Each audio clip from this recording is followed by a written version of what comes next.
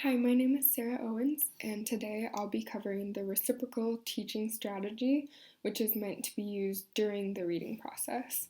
So, this strategy works on improving vocabulary, comprehension, and writing. In this strategy, students share the role of leading discussions about any text that you want to choose. The four strategies that are used to guide these discussions are predicting, question generating, summarizing, and clarifying. So there's a few different ways that you could implement this strategy in the classroom, but the idea that I liked best was to put your students in groups of four and give each member a role since there's four different strategies. So in each group you'll have one predictor, a question generator, a summarizer, and a clarifier. So you could have the students read the text either as a group out loud or independently to themselves, and then use guiding questions to complete the duties of their role. So I've attached a guide sheet that lists the types of questions that you'd want a student to ask themselves to aid their thinking. And then there's also another sheet attached that's the worksheet that students would actually fill out their answers to the guiding questions. So some of the questions that are included for the predictor are: based on what you've read and what you know, what do you think will happen next? What clues helped you to make this guess? And as you go on, was your prediction logical? What made you change your prediction, or how were you misled? The clarifier is going to answer questions like: are there any words that you're not sure what they mean? What are these words?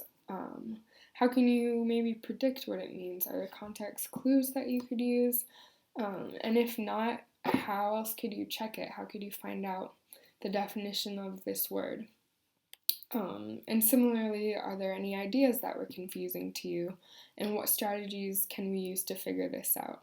So I really like this section because, first of all, it lets students know that it's okay if you don't understand everything in a text, whether that be vocab or a big idea that's just too complex to break down. But it doesn't just stop there, it encourages them to figure out what other resources they could look into to figure it out themselves.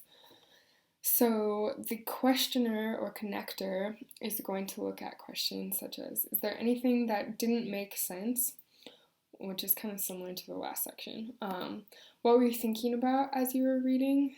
Were there any connections you made to things that have happened in your personal life that you can relate to? Is there anyone that you know in your life that's similar to this character that we're reading about? And just generally, what are you curious about after you've read this? And then finally, the summarizer is just going to be answering the question of: what are the most important ideas or events? What is the purpose of the author? And what do you think you should probably remember or learn from this reading? So once the students have had independent work time to answer these questions on their own, they'll come back with their group and share what their responses, questions, and thoughts were. And so they'll work together to fill out the rest of their worksheets, because when they were working by themselves, they had the role of maybe the summarizer, so they just wrote in that part, and now they can fill out the other three sections. So I think this strategy is really good for differentiating in a classroom because each role entails a different level of thinking. And within each of those roles, I think there's a lot of leeway as far as how complex or how simplified you can make the questions underneath all of them. The guide is just a guide, so you can always adjust as a teacher. I also like that the questions challenge students to think about what they can do when they're faced with information that they don't understand.